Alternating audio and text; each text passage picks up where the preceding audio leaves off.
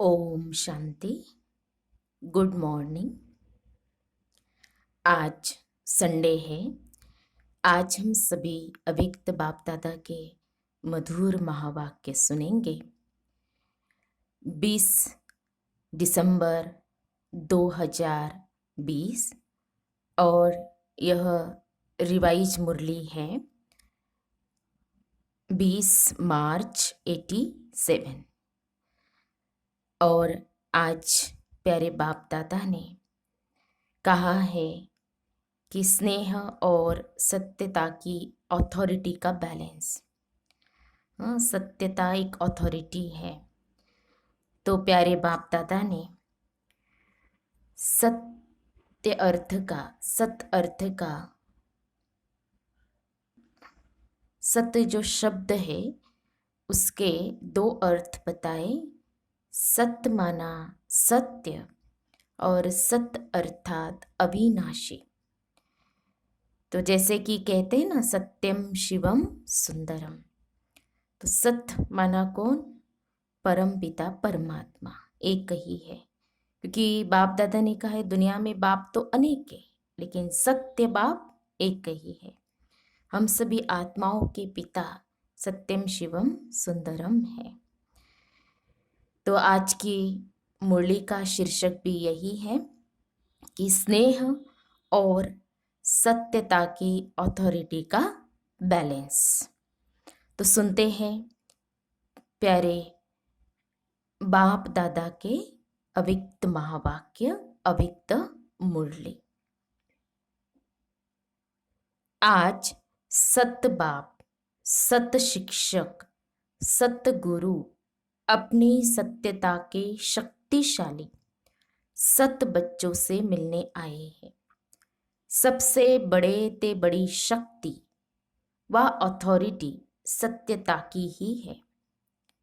सत्य दो अर्थ से कहा जाता है। एक सत्य अर्थात सत्य, दूसरा सत्य अर्थात अविनाशी। दोनों अर्थ से सत्यता की शक्ति सबसे बड़ी है। बाप को सत्य बाप कहते हैं। बाप तो अनेक है, लेकिन सत्य बाप एक है। सत्य शिक्षक, सत्य गुरु एक ही है। सत्य को ही परमात्मा कहते हैं, अर्थात परम आत्मा की विशेषता सत्य अर्थात सत्य है। आपका गीत भी है, सत्य ही शिव है, शिव ही सुंदर है। दुनिया में भी कहते हैं सत्यम शिवम सुंदरम। साथ साथ बाप परमात्मा के लिए सच्चित आनंद स्वरूप कहते हैं। आप आत्माओं को सच्चित आनंद कहते हैं। तो सत्य शब्द की महिमा बहुत गाई हुई है।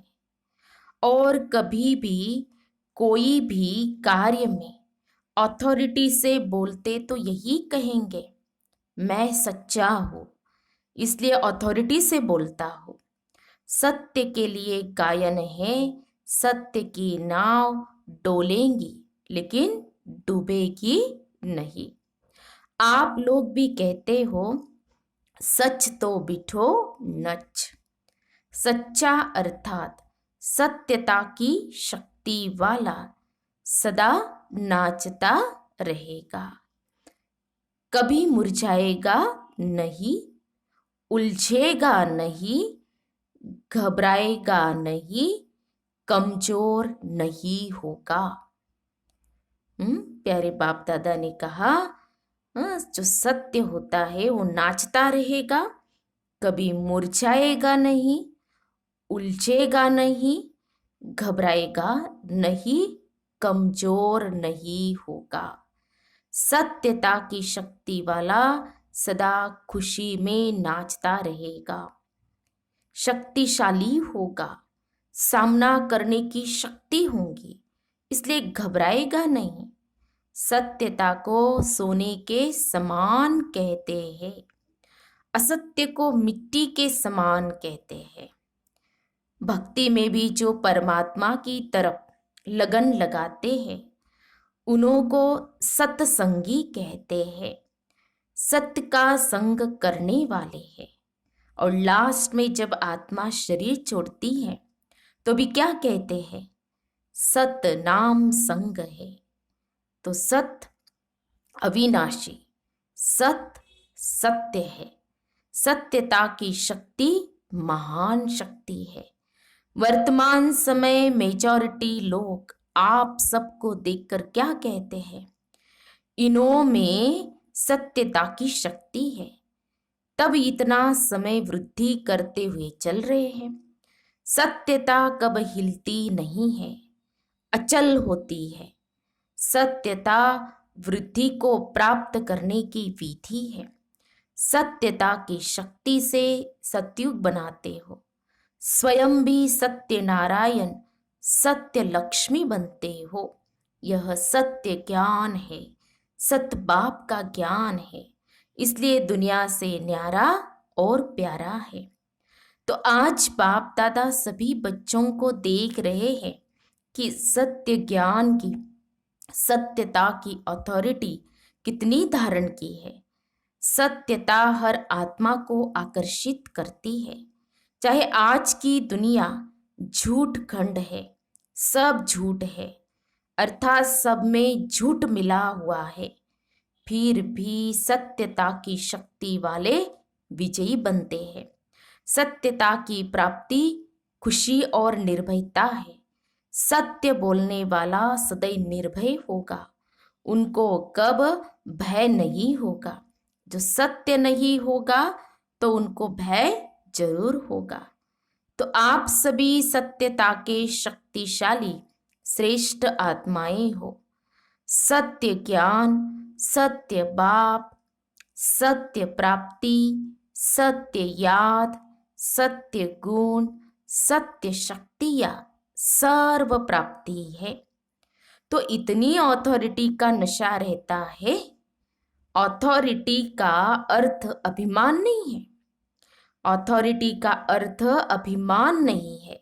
जितना बड़े ते बड़ी अथॉरिटी, उतना उनकी वृत्ति में रूहानी अथॉरिटी रहती है। वाणी में स्नेह और नम्रता होंगी, यही अथॉरिटी की निशानी है। कितना अच्छा बाप दादा ने बताया कि अथॉरिटी की निशानी की वाणी में नम्रता, वाणी में क्या होगी? नम्रता और स्नेह होगा। जैसे आप लोग वृक्ष का दृष्टांत देते हो, वृक्ष में जब संपूर्ण फल की अथॉरिटी आ जाती है तो वृक्ष झुकता है, अर्थात निर्माण बनने की सेवा करता है। ऐसे रूहानी अथॉरिटी वाले बच्चे, जितनी बड़ी अथॉरिटी उतने निर्माण और सर्वस्नेही होंगे। लेकिन सत्यता की अथॉरिटी वाले निरअहंकारी होते हैं। तो अथॉरिटी भी हो, नशा भी हो और निरअहंकारी भी हो। इसको कहते हैं सत्य ज्ञान का प्रत्यक्ष स्वरूप। जैसे इस झूठ खंड के अंदर ब्रह्मा बाप सत्यता की अथॉरिटी का प्रत्यक्ष साकार स्वरूप देखा ना। उनके अथॉरिटी के बोल कभी भी अहंकार की भासना नहीं देंगे। मुरली सुनते हो तो कितनी अथॉरिटी के बोल है, लेकिन अभिमान के नहीं। अथॉरिटी के बोल में स्नेह समाया हुआ है, निर्माणता है, निरअहंकार है, इसलिए अथॉरिटी के बोल प्यारे लगते हैं। सिर्फ प्यारे नहीं लेकिन प्रभावशाली होते हैं। फॉलो फादर है ना, सेवा में व कर्म में फॉलो ब्रह्मा बाप है। क्योंकि साकारी दुनिया में साकार एग्जाम्पल है, सैंपल है। तो जैसे ब्रह्मा बाप को कर्म में, सेवा में, सूरत से, हर चलन से, चलता फिरता अथॉरिटी स्वरूप देखा, ऐसे फॉलो फादर करने वाले में भी स्नेह और अथॉरिटी, निर्माणता और महानता दोनों साथ साथ दिखाई दे। ऐसे नहीं सिर्फ स्नेह दिखाई दे और अथॉरिटी गुम हो जाए। या अथॉरिटी दिखाई दे और स्नेह गुम हो जाए। जैसे ब्रह्मा बाप को देखा, वह अभी भी मुरली सुनते हो, प्रत्यक्ष प्रमाण है। तो बच्चे बच्चे भी कहेगा, लेकिन अथॉरिटी भी दिखाएगा। स्नेह से बच्चे भी कहेगा और अथॉरिटी से शिक्षा भी देगा। सत्य ज्ञान को प्रत्यक्ष भी करेंगे, लेकिन बच्चे बच्चे कहते नया ज्ञान सारा स्पष्ट कर देंगे। इसको कहते हैं स्नेह और सत्यता की अथॉरिटी का बैलेंस। तो वर्तमान समय सेवा में इस बैलेंस को अंडरलाइन करो। धरनी बनाने के लिए स्थापना से लेकर अब तक 50 वर्ष पूरे हो गए, क्योंकि ये 20 मार्च 87 की मुरली है ना। विदेश की धरनी भी अब काफी बन गई है। भले 50 वर्ष नहीं हुए हैं, लेकिन बने बनाए साधनों पर आए हो। इसीलिए शुरू के 50 वर्ष और अब के 5 वर्ष बराबर है। तो डबल विदेशी सब कहते हैं हम last so fast so first है। तो समय में भी फास्ट सो फर्स्ट होंगे ना, क्योंकि अभी समय तो जैसे कि कल बाप दादा मिलन था और आदरणीय सूरज भाई जी का हमने क्लास सुना, तो क्लास में उन्होंने यही बताया ना, अभी सभी समय बहुत फास्ट गति से चेंज हो रहा है। अभी क्या उसको आगे कौन सा आने वाला है हमें पता नहीं है, लेकिन इसीलिए कि हमें क्या करना चाहिए, समय के अनुसार तो भी चलना चाहिए।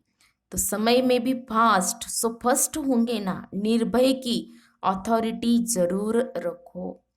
एक ही बाप का नया ज्ञान सत्य ज्ञान है, और नए ज्ञान से नई दुनिया स्थापन होती है। यह अथॉरिटी और नशा स्वरूप में इमर्ज हो।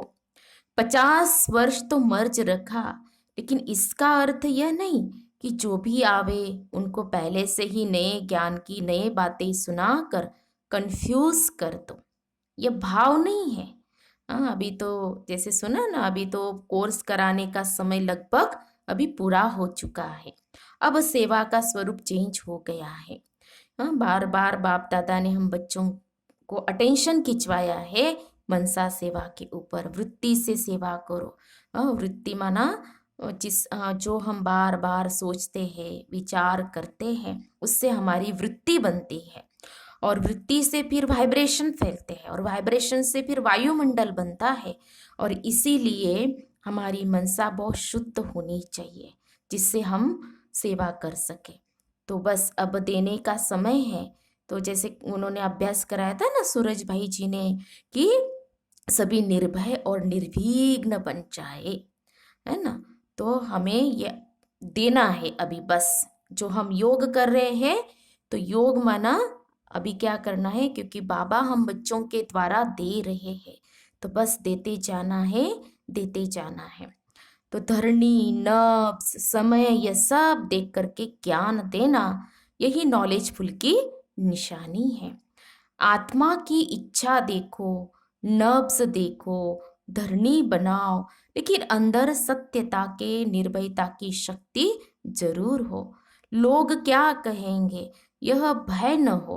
निर्भय बन, धरनी भल बनाओ। कई बच्चे समझते हैं यह ज्ञान तो नया है, कई लोग समझ ही नहीं सकेंगे, लेकिन बेसमझ को ही तो समझाना है। यह जरूर है, जैसा व्यक्ति वैसी रूपरेखा बनानी पड़ती है, लेकिन व्यक्ति के प्रभाव में नहीं आ जाओ। अपने सत्य ज्ञान की अथॉरिटी से व्यक्ति को परिवर्तन करना ही है, यह लक्ष्य नहीं भूलो। अपने सत्य ज्ञान की अथॉरिटी से व्यक्ति को परिवर्तन करना ही है, यह लक्ष्य नहीं भूलो। अब तक जो किया वह ठीक था, करना ही था, आवश्यक था, क्योंकि धरनी बनानी थी। धरनी माना उस आत्मा को पहले क्या करो, बाबा कहते हैं ना, पहले उसको मनसा सकाश दो। लेकिन कब तक धरनी बनाएंगे और कितना समय चाहिए? दवाई भी दी जाती है तो पहले ही ज़्यादा ताकत की नहीं दी जाती है, पहले हल्की दी जाती है, लेकिन ताकत वाली दवाई दो ही नहीं, हल्की पर ही चलाते चलो, यह नहीं करो। किसी कमजोर को हाई पावर वाली दवाई दे दी तो यह भी रॉन्ग है। परखने की भी शक्ति चाहिए, लेकिन अपने सत्य नए ज्ञान की अथॉरिटी जरूर चाहिए। आपकी सूक्ष्म अथॉरिटी की वृत्ति ही उनों की वृत्तियों को चेंज करेंगी, यही धरनी बनेंगी। और विशेष जब सेवा कर मधुबन तक पहुंचते हो तो कम से कम उनों को यह जरूर मालूम पड़ना चाहिए कि इस धरनी पर उनों की भी धरनी बन जाती है। जब फिर वो आत्मा को तैयार करके लेके जाते हैं, मधुबन में लेकर के जाते हैं, तो फिर वहाँ पर वो भरपूर हो जाती है और फिर वो धरनी भी बन जाती है। तो कितनी भी कलराठी धरनी हो, कलराठी धरनी माना कैसे भी उसके स्वभाव हो, संस्कार हो, कैसी भी वो आत्मा हो, भगवान को न भी मानती हो, ये भी हो, लेकिन बाबा कहते हैं ना हमारी मनसा शुभ है, तो किसी भी आत्मा का हम परिवर्तन कर सकते हैं। बाबा ने हम बच्चों को आगे किया है, निमित्त बनाया है। किसी भी धर्म वाला हो, किसी भी पोजीशन वाला हो, लेकिन इस धरनी पर वह भी नरम हो जाते हैं। और मधुबन में जाते हैं तो सब देख करके क्या हो जाते हैं, एकदम नरम चेंज हो जाते। और नरम धरनी बनने के कारण उसमें जो भी बीज डालेंगे उसका फल सहज निकलेगा। सिर्फ डरो नहीं, निर्भय जरूर बनो, युक्ति से दो। ऐसा न हो कि वह आप लोगों को यह उलाहना दे कि ऐसी धरनी पर भी मैं पहुंचा, लेकिन यह मालूम नहीं पड़ा कि परमात्मा ज्ञान क्या है। परमात्मा भूमि पर आकर परम आत्मा की प्रत्यक्षता का संदेश जरूर ले जाए। लक्ष्य अथॉरिटी का होना चाहिए। बाप दादा कहते आजकल के जमाने के हिसाब से भी नवीनता का महत्व है। फिर भल कोई उल्टा भी नया फैशन निकालते हैं तो भी फॉलो करते हैं। पहले आर्ट देखो कितना बढ़िया था, आजकल का आर्ट तो उनके आगे जैसे लकीरें लगेंगी। लेकिन मॉडर्न आर्ट पसंद करते हैं। मानव की पसंदी हर बात में नवीनता है, और नवीनता स्वतः ही अपनी तरफ आकर्षित करती है। इसलिए नवीनता, सत्यता, महानता, इसका नशा जरूर रखो। नवीनता, सत्यता, महानता, इसका नशा जरूर रखो। फिर समय और व्यक्ति देख सेवा करो। यह लक्ष्य जरूर रखो कि नई दुनिया का नया ज्ञान प्रत्यक्ष जरूर करना है। ऑनलाइन सेवाएं तो चली ले रही है, अभी स्नेह और शांति प्रत्यक्ष हुई है। बाप का प्यार के सागर का स्वरूप, शांति के सागर का स्वरूप प्रत्यक्ष किया है। लेकिन ज्ञान स्वरूप आत्मा और ज्ञान सागर बाप है। इसने ज्ञान को किस ढंग से देवे उसके प्लान्स अभी कम बनाए हैं। वह भी समय आएगा जो सभी के मुख से यह आवाज निकलेगा कि नई दुनिया का नया ज्ञान यह है। अभी सिर्फ अच्छा कहते हैं, नया नहीं कहते। याद की सब्जेक्ट को अच्छा प्रत्यक्ष किया है, इसलिए धरनी अच्छी बन गई है। और धरनी बनाना पहला आवश्यक कार्य भी जरूरी है। जो किया है वो बहुत अच्छा और बहुत किया है, तन मन धन लगाकर किया है।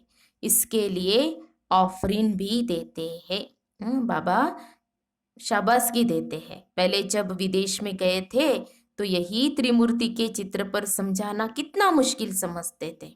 अभी त्रिमूर्ति के चित्र पर ही आकर्षित होते हैं। ये सीढ़ी का चित्र भारत की कहानी समझते थे, लेकिन विदेश में इस चित्र पर आकर्षित होते तो जैसे वह प्लान बनाए कि यह नई बात किस ढंग से सुनावे।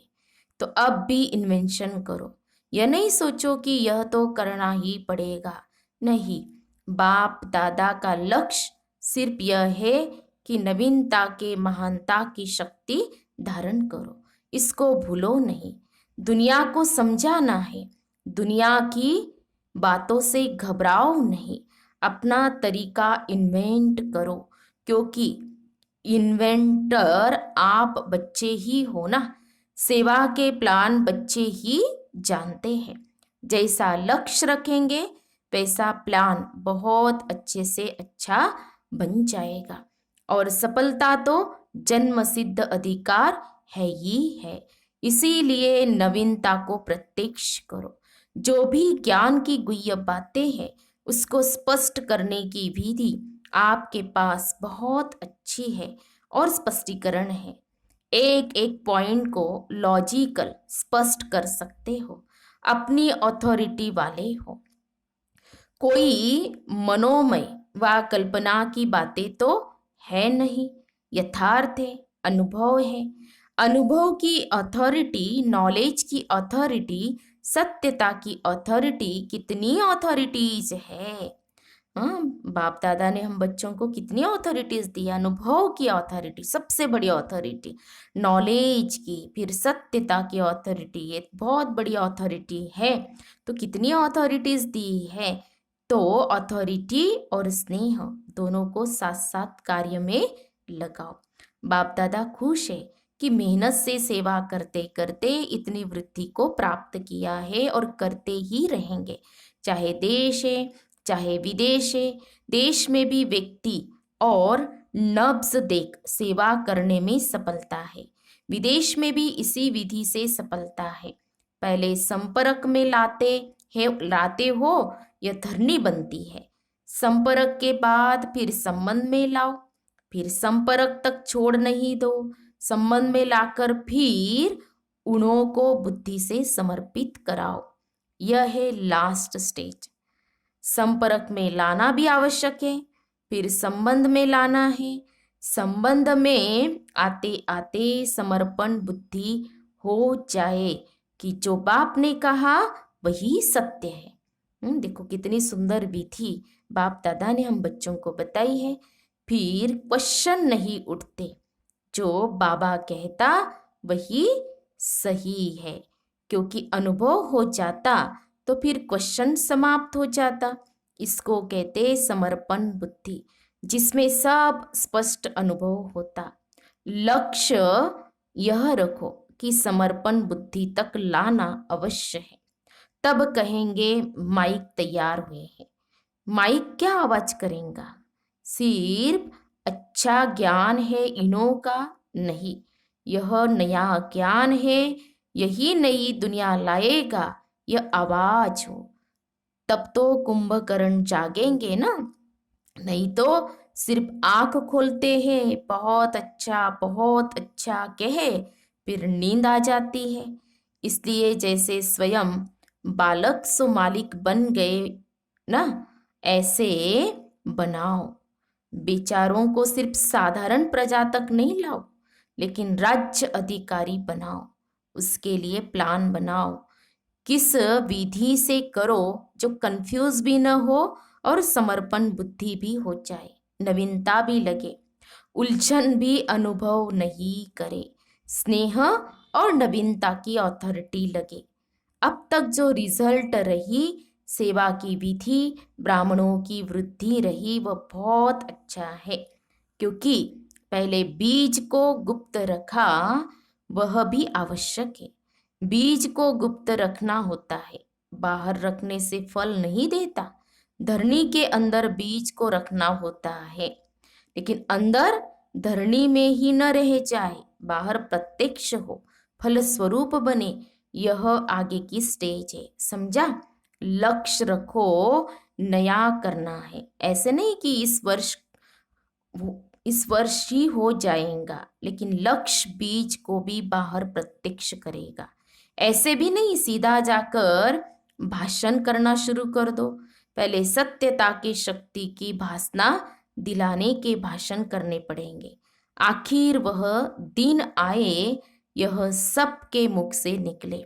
जैसे ड्रामा में दिखाते हो ना, सब धर्म वाले मिलकर कहते हैं हम एक हैं, एक के हैं, वह ड्रामा दिखाते हो। या प्रैक्टिकल में स्टेज पर सब धर्म वाले मिलकर एक ही आवाज में बोले, एक बाप है, एक ही ज्ञान है, एक ही लक्ष्य है, एक ही घर है, यही है। अब यह आवाज चाहिए। ऐसा दृश्य जब बेहद की स्टेज पर आए तब प्रत्यक्षता का झंडा लहराएगा और इस झंडे के नीचे सब यही गीत गाएंगे। सबके मुंह से एक शब्द निकलेगा, बाबा हमारा। सबके मुंह से यही एक शब्द निकलेगा, बाबा हमारा।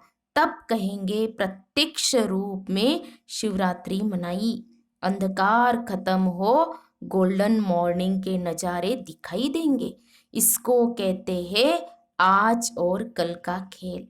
आज अंधकार, कल गोल्डन मॉर्निंग। यह है लास्ट पर्दा। देखो, बाप दादा ने इस मुरली में राज बताया हुआ है कि सब चारों ओर जय जयकार होगा और सभी एक साथ बोलेंगे बाबा हमारा है। और ये लास्ट अंधकार खत्म और गोल्डन मॉर्निंग। समझा? बाकी जो प्लान बनाए हैं वो अच्छे हैं। हर एक स्थान की धरनी प्रमाण प्लान बनाना ही पड़ता है। धरनी के प्रमाण विधि में कोई अंतर भी अगर करना पड़ता है तो ऐसी कोई बात नहीं है। लास्ट में सभी को तैयार कर मधुबन धरनी पर छाप जरूर लगानी है। भिन्न भिन्न वर्ग को तैयार कर स्टैंप अर्थात छाप जरूर लगानी। पासपोर्ट पर भी स्टैंप लगाने सिवाय जाने नहीं देते हैं ना, तो स्टैंप यहाँ मधुबन में ही लगेंगे। यह सब तो है ही सरेंडर, समर्पित। अगर यह सरेंडर नहीं होते तो सेवा के निमित्त कैसे बनते? सरेंडर है तब ब्रह्मा कुमार ब्रह्मा कुमारी बन सेवा के निमित्त बने हो। देश चाहे विदेश में कोई क्रिश्चियन कुमारी व बौद्ध कुमारी बनकर तो सेवा नहीं करते हो, बीके बनकर ही सेवा करते हो ना। तो सरेंडर ब्राह्मणों की लिस्ट में सभी है। अब औरों को कराना है। मर जीवा बन गए, ब्राह्मण बन गए। बच्चे कहते मेरा बाबा, तो बाबा कहते तेरा हो गया। तो सरेंडर हुए ना, चाहे प्रवृत्ति में हो चाहे सेंटर पर हो। लेकिन जिसने दिल से कहा मेरा बाबा, तो बाप ने अपना बनाया। यह तो दिल का सौदा है, मुख का स्थूल सौदा नहीं है, यह दिल का है। सरेंडर माना श्रीमत के अंडर रहने वाले। आज बाप दादा ने सरेंडर का अर्थ बताया कि सरेंडर माना श्रीमत के अंडर रहने वाले। सारी सभा सरेंडर है ना, इसलिए फोटो भी निकाला है। हाँ, फोटो भी निकाला है ना। अब चित्र में आ गए तो बदल नहीं सकते। परमात्मा घर में चित्र हो जाए ये कम भाग्य नहीं है। यह स्थूल फोटो नहीं, लेकिन बाप के दिल में फोटो निकल गया। अच्छा, सर्व सत्यता की अथॉरिटी वाली श्रेष्ठ आत्माओं को, सर्व नवीनता और महानता को प्रत्यक्ष करने वाले सच्चे सेवाधारी बच्चों को, सर्व स्नेह और अथॉरिटी के बैलेंस रखने वाले, हर कदम में बाप द्वारा ब्लेसिंग अर्थात आशीर्वाद लेने के अधिकारी श्रेष्ठ आत्माओं को, सर्व सत्य अर्थात अविनाशी रत्नों को, अविनाशी पार्ट बचाने वालों को, अविनाशी खजाने के बालक 100 मालिकों को, विश्व रचता सत बाप, सत शिक्षक, सत गुरु का याद प्यार और नमस्ते। हम रूहानी बच्चों की रूहानी बाप दादा को याद प्यार और नमस्ते नमस्ते। ओम शांति, ओम शांति, ओम शांति। गुड मॉर्निंग बाप दादा, शुक्रिया बाप दादा। फिर आज की मुरली में बाप दादा का वरदान है, मन के मौन से सेवा की नई इन्वेंशन निकालने वाले सिद्धि स्वरूप भव। मन के मौन से सेवा की नई इन्वेंशन निकालने वाले सिद्धि स्वरूप भव। स्पष्टीकरण है, जैसे पहले पहले मौन व्रत रखा था तो सब फ्री हो गए थे, टाइम बच गया था। ऐसे अब मन का मौन रखो, जिससे व्यर्थ संकल्प आवे ही नहीं। जैसे मुख से आवाज न निकले, वैसे व्यर्थ संकल्प न आए। यह है मन का मौन, तो समय बच जाएगा। इस मन के मौन से सेवा की ऐसी नई इन्वेंशन निकलेंगी जो साधना कम और सिद्धि ज्यादा होंगी। जैसे साइंस के साधन सेकंड में विधि को प्राप्त कराते हैं, वैसे इस साइलेंस के साधन द्वारा सेकंड में विधि प्राप्त होंगी। स्लोगन है, जो स्वयं समर्पित स्थिति में रहते हैं, सर्व का सहयोग भी उनके आगे समर्पित होता है। जो स्वयं समर्पित स्थिति में रहते हैं, सर्व का सहयोग भी उनके आगे समर्पित होता है। फिर सूचना है, आज मास का तीसरा रविवार है।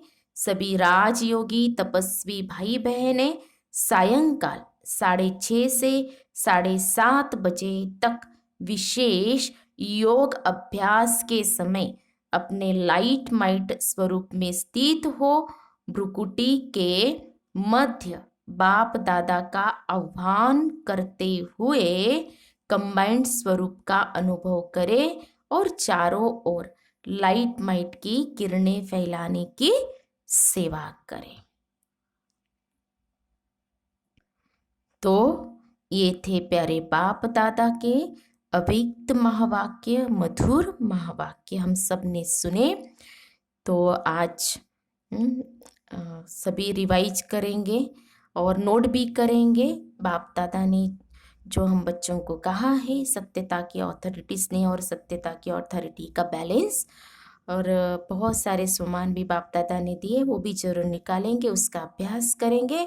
और आज तीसरा रविवार, थर्ड संडे है, तो जरूर जरूर सभी योग में बैठेंगे और जो संकल्प दिए हैं, स्वमान दिए लाइट माइट, तो उस संकल्प से सभी बैठ करके वो किरणें फैलाएंगे। अच्छा, ओम शांति, ओम शांति, ओम शांति।